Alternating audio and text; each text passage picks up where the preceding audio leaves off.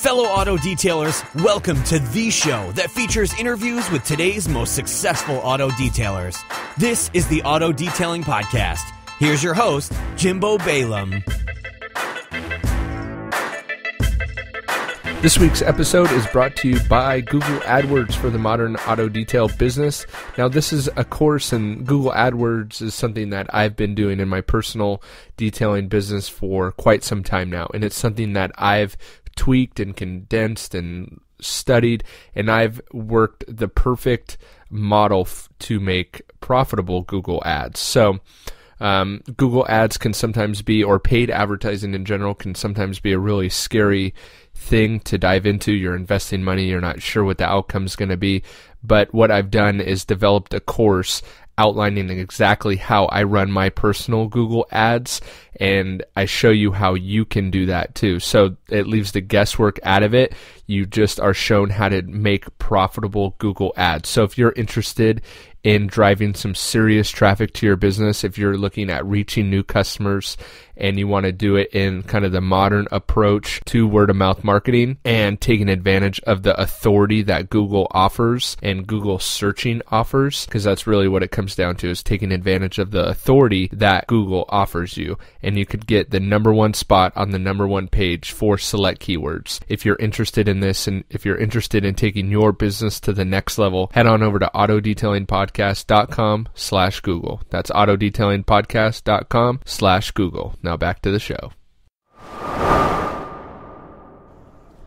Welcome to episode 177 of the Auto Detailing Podcast. Today, I'm so excited. We have a first for the podcast. I know it's hard to get a first when you're 177 episodes in, but today we have a girl detailer, a female detailer. Still confused on what to say it, but we have Jen Turcotte. She's the owner and principal detailer of Carsmotology, which I love that name, specializing in luxury detailing and cosmetic services. Carsmotology caters to a specific clientele looking for an exceptional experience. As a woman with 13-year history in the detailing industry, Jen has had to overcome many obstacles and push through boundaries. The struggles have had a major impact on driving her success. Intense passion for hard work and making customers happy has allowed her to silence the noise and the stereotypes. Aside from building a successful business, Jen has made it her mission to encourage and inspire other women to break into a male-dominated industry, teaching them the value in hard work and the rewards that come from that. Jen, welcome to the Auto Detailing Podcast.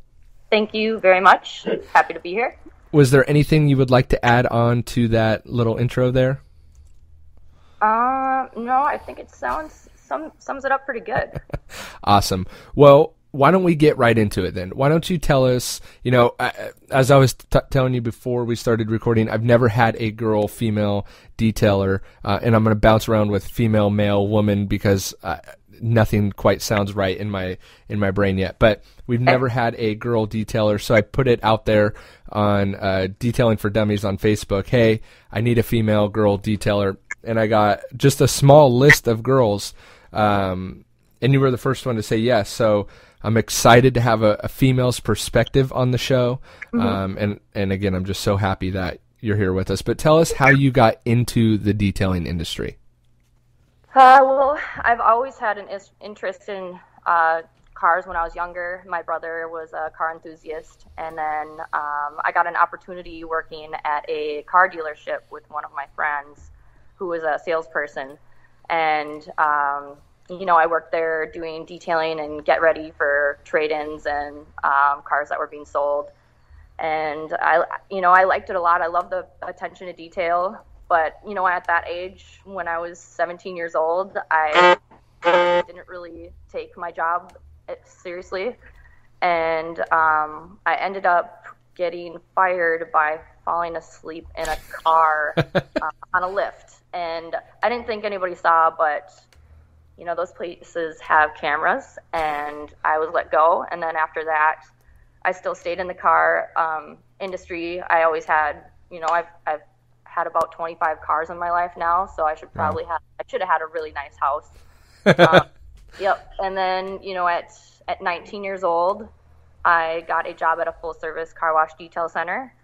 Started from, washing cars, prepping them, vacuuming, drying them, all kind of like the grunt work. I wasn't going to sit there and watch people clean out the pits. I jumped right in there and did it too. I didn't want anybody to think that I couldn't do what they, were doing. And after I worked there for 4 years, after 2 years, I started running the place. The owner was pretty much like a father to me. He was kind of like a drill sergeant at times, but it turned me into the person that I am today, and I wouldn't take it back. And I had so much respect by people because they wouldn't expect me to be running a wash, fixing the track, training people, hiring people, doing fleet accounts, making the schedule, doing inventory, opening, closing, just kind of doing everything. I wanted to make my boss proud, even though not a lot of people got along with him there, just because he had a lot of things going on in his life. But after I left there, I went to college for a little bit, but it was kind of hard because I was, going full time, and then I had to start paying for it on my own, and that didn't really work out very well. I came back from college, started bartending for a bit, and I was doing detailing on the side just because, it's a passion of mine. And then I got a job. One of my customers at a restaurant that I worked at referred me to a highly respected motorsports shop, and I started working there, and I worked there for 2 years. Got highly respected by the clientele there, and then I decided to branch off on my own finally. And what year did you finally branch off to your own? 2014. So last Nice. May was the day that I walked out. Wow, last May. But it was really a culmination of years and years and years of detailing and just kind of figuring it out on the way. Yeah, and it's like I was always so loyal to making other people look good, and I finally just kind of wanted to step out from behind the curtain, and Heck yeah, you're like, man, I'm making this guy all this money. I could be making this kind of money. I was always questioned throughout the whole time, why don't you go and do it on your own? But I was so loyal to a fault that I stuck with it, and then finally you get pushed to a breaking point when you're doing so much that it pretty much is your business, but you're just you're doing all this stuff to run a business like it's your own, but yet it's not your own. Nope. I get it. It's so confusing when it's not your own, because they try and throw in wrenches into the mix, and it's like just let me take control of this. I got this. Oh. Well, congratulate. I mean, I didn't know you only started your business last year. That's awesome. Yeah. Congratulations. It's been really great. The first year, I'm not going to lie, it was really tough. But it was just kind of all about building my reputation on my own. Yeah. But well, I think, and we're going to get into a challenge that, this should be a pretty interesting part of the show, but, gosh, I just lost my train of thought. Anyway, whatever. Well, let's get into a challenge. What is the challenge you faced early on, either in your career or even last May as you started your business? Oh boy. Early on, I mean, I would always say the whole, people just, it was like an equation that didn't have an answer, people would look at me and they'd be like, wait a second, like, you're detailing my car or you're working on my car. I mean, I remember when I was younger and I just had longer nails, and they were nicely kept, it wasn't, I never kept my nails dirty or whatever. And, I was turned down one time because a guy thought that my nails were going to scratch his car. Oh my gosh. Or, I mean, that's something stupid, but, it's all about the whole, it's an unfamiliar territory for girls. So guys just, I guess they don't take me seriously. Last year or most recently, one of the challenges is, when I decided to branch off on my own, there was a lot of people that doubted me, a lot of people that are really close to me that I, worked hard for. And it was kind of just like, as soon as I decided to do something for myself, people show their true colors and you realize who's going to be there and, who's not, and who is, taking you for granted. So there's that. And, asking for help is a really hard challenge. You know, doing everything on your own is it's really hard. You know, and I'm somebody that's really stubborn, and I hate to ask for help, but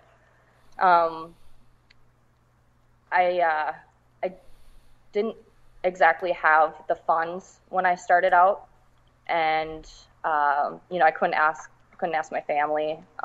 My mom and my brother doesn't even really know this, but my mom had some reserve money that he gave her, and she helped me, you know, put it in for inventory. My old boss that I worked for and have known for 10 years, you know, he threw in enough money so I could get into the warehouse that I wanted to. And, you know, I paid him back, and he only asked for the principal, which, you know, and he right away was like, yes, you know, I want to see you succeed. And, you know, he was like, that speaks so much to me, you know, that people are, you know, wanting to help you, you know, follow your dream. And so like the whole funding, that was a challenge for me, but yeah, I pushed through it. Do you feel now that you've had your own business for over a year now, and detailing in certain parts of the country and of the world, really, and I don't know how it is in your specific location, but do you feel like it helps you? It could be a negative that you're a girl and that whole stereotype that's out there, but do you feel that it helps you be, is that like a differentiator for you versus your competition in your local area? Does that help you stand out at all? I'm not gonna lie, my vocabulary is not very well, but different. Like, do people? Does it help you stand out? Does it help your company stand out? It does, because you know what? I mean, because you're different than what the norm is. Like sex sells, so I mean, that's a good way for me to, I guess, for people to like get maybe, you know, instead of flipping the page, they'll be like, oh, you know, it's kind of intriguing. Right, exactly. But I don't like to, you know, look at it like that at all. Okay. Wait, get back to the question again. I just wondered, in like it, like I'm in Southern California, right? So my market for there's detailers are a dime a dozen out here, right? So it's really hard to be different than the next guy who's a detailer. Exactly. You know. You know, one thing that I do like to set myself apart from everybody else is the fact that when they come and talk to me, you know, about detailing, they genuinely will see that I care, because I care about it, you know, more than anything else. I could have quit a long time ago, you know. So being a girl in this industry, it has its, you know, pluses and, you know, the positive side and the negative side, because, you know, girls don't really, a lot of girls might look at me and be like, oh, she just wants it for the attention. But, you know, it's not even that, because attention is only gonna, you know, like you said in the bio, you know, it just kind of like brings the noise, and I'm not trying to, you know, focus on that. Like, I need to focus on the work and focus on what I love to do. And, you know, if you sit there and listen to all the negative, then, you know, it's just going to keep you two steps back. Totally. I agree. Yeah. It's, you know, a lot of people, when they're trying to be different than other detailers, they focus too heavily on what's making them different about being a detailer. And go ahead. Oh, no, I was saying, like, making them different. Like, I feel like a lot of people try and be different with, like, the different, like, the new technology, or not, maybe not technology, but, you know, like, new products. Right. And they lag on, you still have to come through on the quality, you know, and for you, someone's not going to support you just because you're a girl. Well, maybe some, but the majority aren't going to support you just because you're a female. You still need to come through and be the best, have the best quality detail shop around. I love that. Yeah.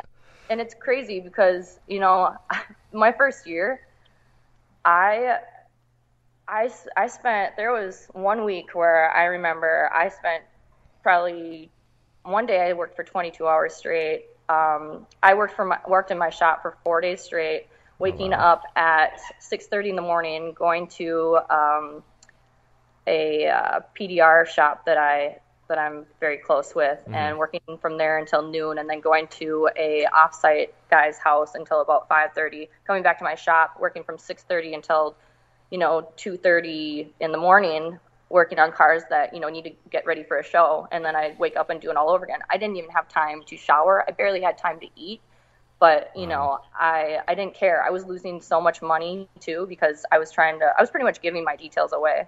I put way too much time in what I do, but I'm not going to let anything go out the door unless it's up to my standards. And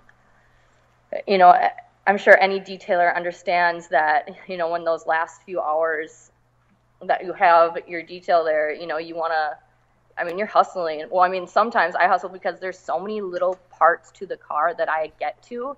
It's crazy. So detailing, I don't even know what I used to do when I first started detailing compared to what I do now, because when I first started detailing, I was pretty much, I remember doing an F250 in a matter of like 3 hours. That's exterior buffing, interior, shampooing, door jams, like all that stuff.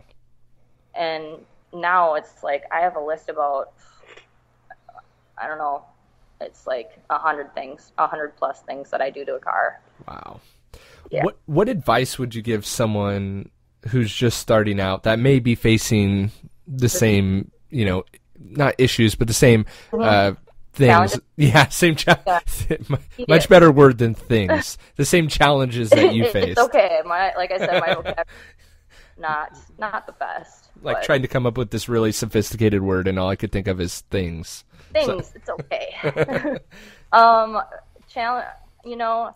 One thing is, don't let anybody put you down, because one thing you need to learn is, and that I stuck with it because I kept taking that constructive criticism. Because growing up, I didn't have my parents around.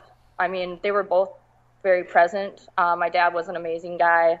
My mom, they went through a really bad divorce, and my mom was kind of preoccupied with, boys and drinking, and my dad had a new life, and me, having somebody there to tell me right from wrong, I didn't really have that. So me growing up, I listened to as much constructive criticism as I possibly could to be the best person that I could be.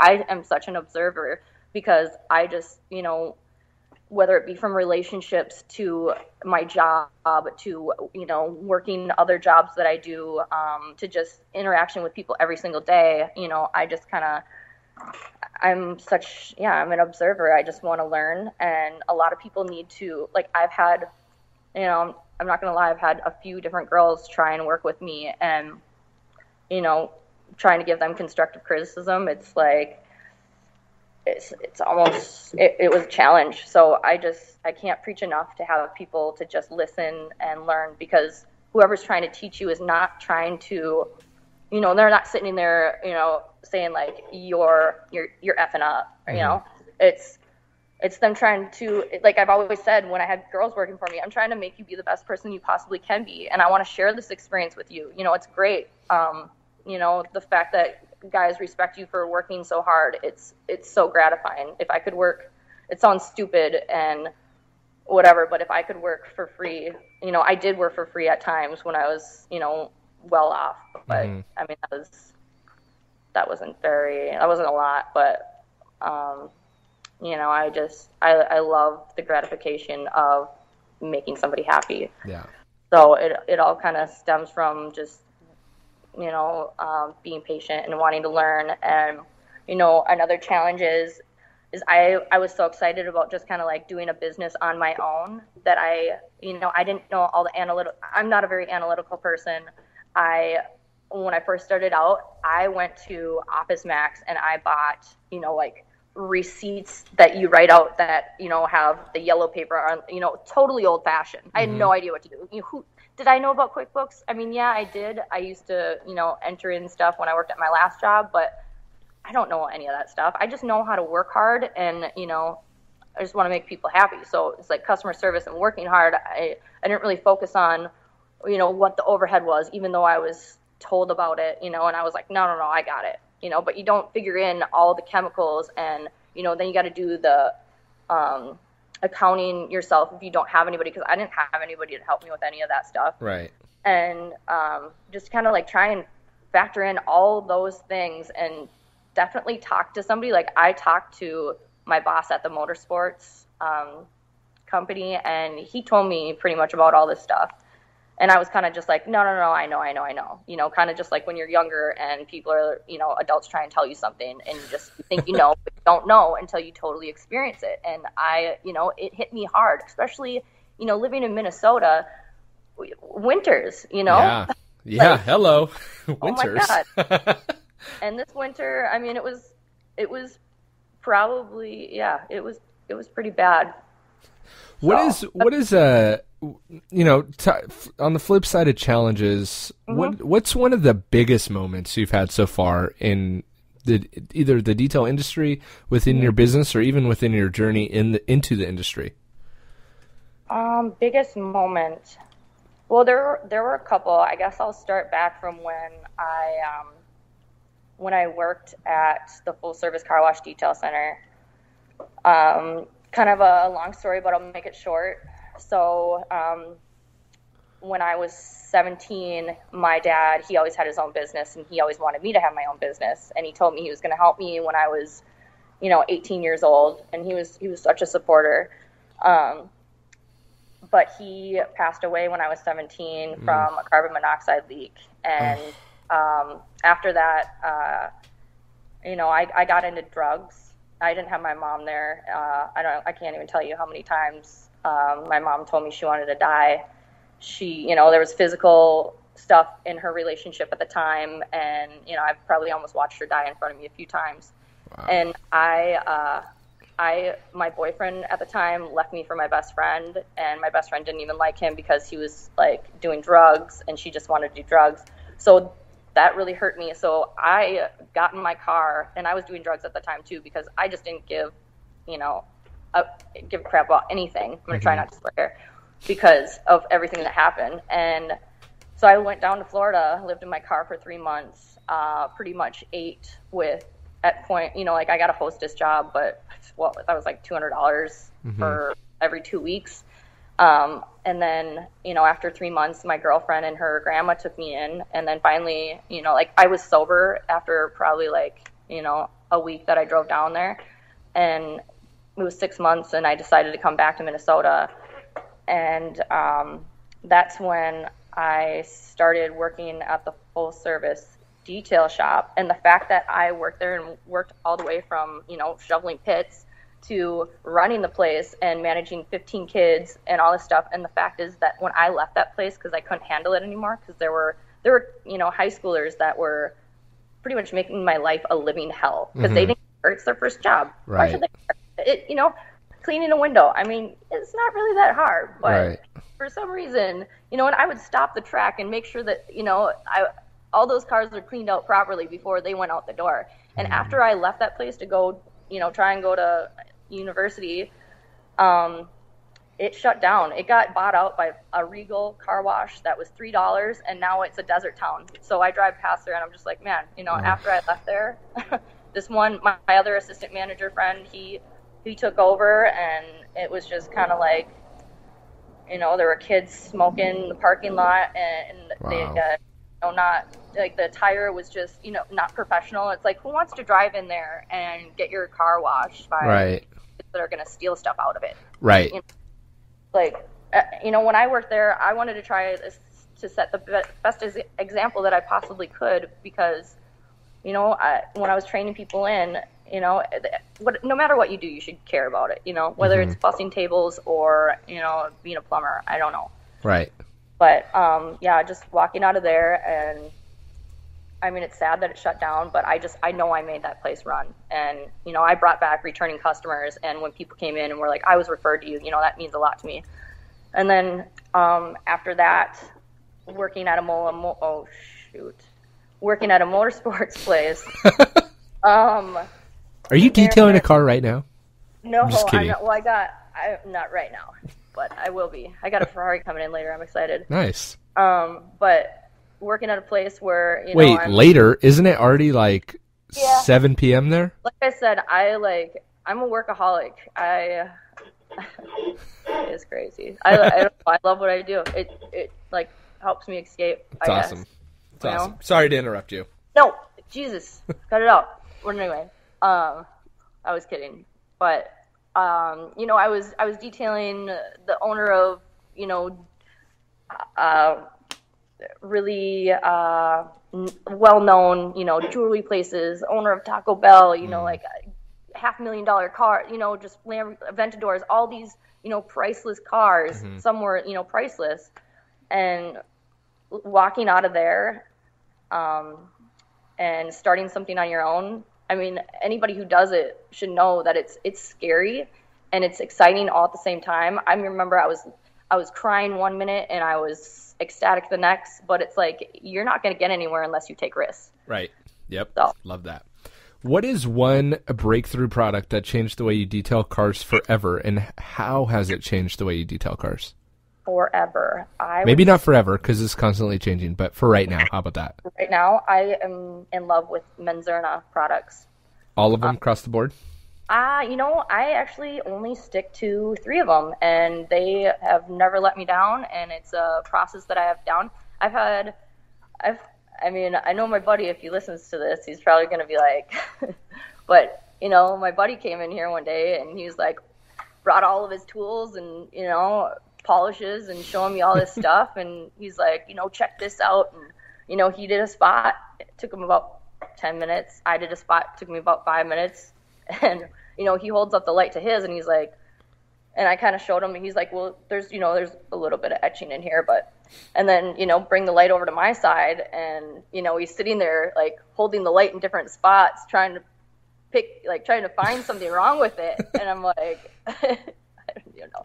So I love my Menzerna. I love my whole technique that I have with it, and it works. So. Awesome. Efficiency and results are 2 things that I try and focus really heavily on, and really encourage people to really focus on that. Whatever. That's what I love about this question is like everyone has a different answer, and that's one of the things I love about the industry is that, you're saying Menzerna works great for you.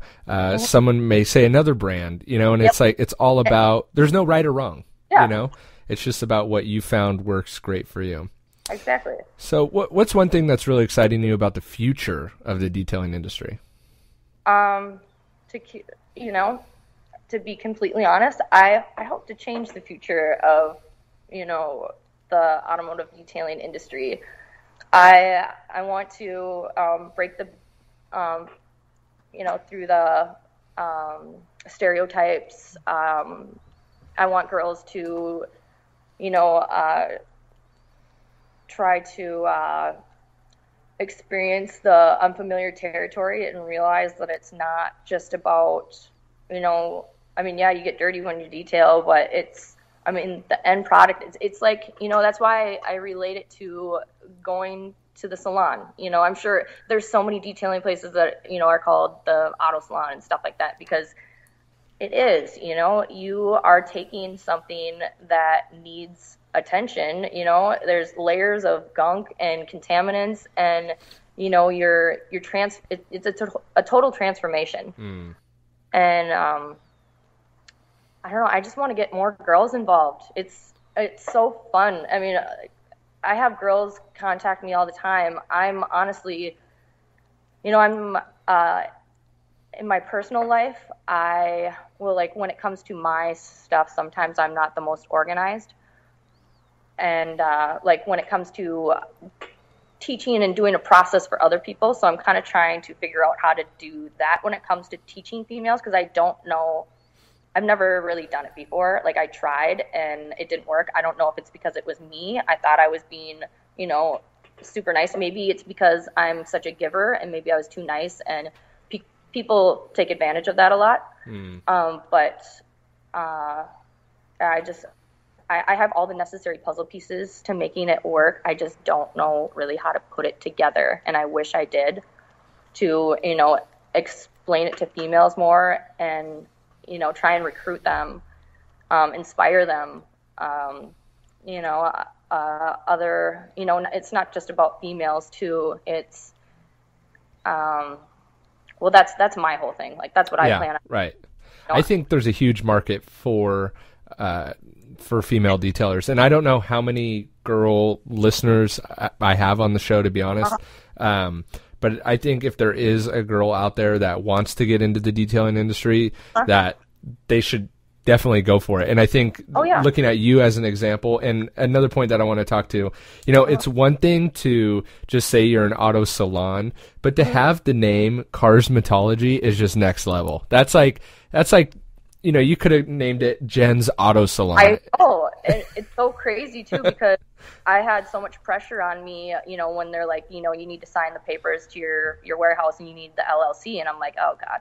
So I'm sitting there, at night trying to figure this out, and I'm doing like Jen's Auto Salon and, trying to think of something weird. And then all of a sudden I thought of how I called it my car cosmetology, car cosmetology for the longest time. Then I morphed it together, wrote it out, but I accidentally spelled it MOTO, but that's how I wanted it to look. But I didn't realize cosmetology was MET. So, but it worked perfect, and I absolutely love it. I've had people tell me it's a mouthful, and some people just they don't like it, but it's not for everybody. And but I'm sure. What do they mean when they say it's a multiple? What does that mean? A mouthful. Sorry. What's that? A mouthful. Oh, mouthful. Oh. Yeah, but, it's funny. I had someone, my name is Jimbo. That's literally what I go by. Obviously, my real name's James, but for my whole life, I've gone by Jimbo. Yeah. And I have the really creative name of Jimbo's Auto Detailing. That's my personal company name. And it's very bland and very bleh. But because my name is Jimbo, no one, and it's kind of like a, what? What's your name? No, that can't be your real name. That's what everyone says, at least. And people never forget it, though. And I had someone recently tell me, like, oh, you should really think about changing, like, your brand name and change, and but it was something like Carsmotology. Yeah, it's kind of a tongue twister. Yeah, it's kind of whatever, but I'll never forget that name. And so the same is true with your customers. They're never going to forget. It's not going to be like, oh, what was that girl's name? Yeah, she was a girl detailer, but what was her name? They're going to remember Carsmotology. I think it's brilliant. I really do. Well, thank you. It's pretty cool because, like when it comes with that too, I came up with the Carsmetics, and, there's a few things that I have in the works too that I'm not going to disclose right now, but I don't know, like another, like sometimes when I'm sure any detailer's seen another, detailer's work or something that I guess you could say botched cosmetics. So, like when you watch, have you ever seen that movie Botched, or the show Botched? No. No. Okay, it's just like when people go in for cosmetic surgery. Oh, right. Okay. And botch, so that's why I call it cosmetic surgery. Botch cosmetics. Okay. Anyway. Nice. Sorry. No. I like it. Okay. So do you see more girls either starting their own detail business or becoming a part of the detailing industry? Do you see that becoming more of a mainstream thing, and a lot of the skepticism and whatever, forgot the word I was looking for, but do you see a lot of that going away? Going away in future? Like the Stereotypes. There we go. Hello. Yes. Welcome back. Yes. What I'm working on right now, I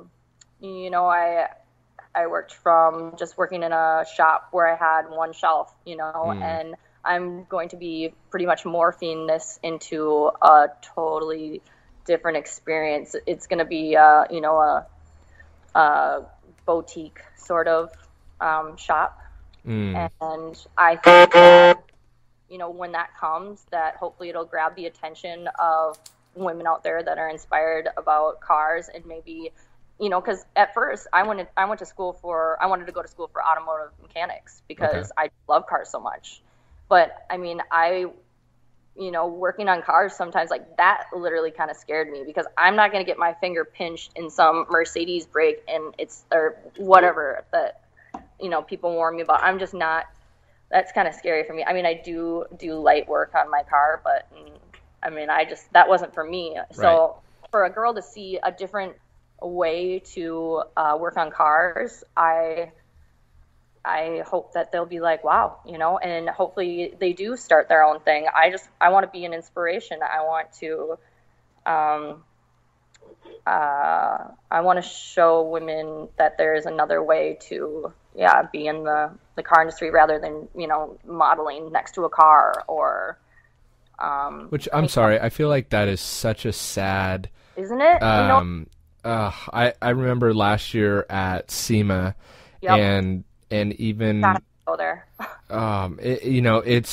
I felt for these girls that, and granted, it may be their choice to be doing that. I don't know any of the backstories of any of those girls, Yep. but just to see them standing there in their scantily clad outfit, and just having random people take pictures of them, I'm just like, my heart almost breaks for them. Like, So many dudes are like perving out.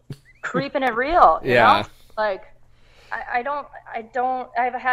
been asked to do, like when I first started out, I did maybe like one photo shoot, but it was in front of my shop, and it was with a Ferrari, and it wasn't anything like scandalous or anything, but, I just used it for like my cover photo on my Facebook. But, I've been asked to do photo shoots. Like, I'm a part of this rally that's going on in August, and I was asked to do kind of like a modeling thing, and I wasn't sure what they meant by it, because you see all those girls that are modeling by cars and stuff, and I just didn't want to be in that Stereotype, because that's not what I'm trying. Right? Exactly. Like, I may try and I try and take care of myself because I care about myself, but I'm not trying to flaunt that for my business. Right. I guess, say. Yeah, it's to be honest, I'm really excited to watch your company, to see where it goes, and to see the things coming down the pipe that you got in the works. I think that's definitely something to watch for. Can you give our listeners a final parting word of advice? Anything at all. It can be detail related. It can be personal related. Anything at all.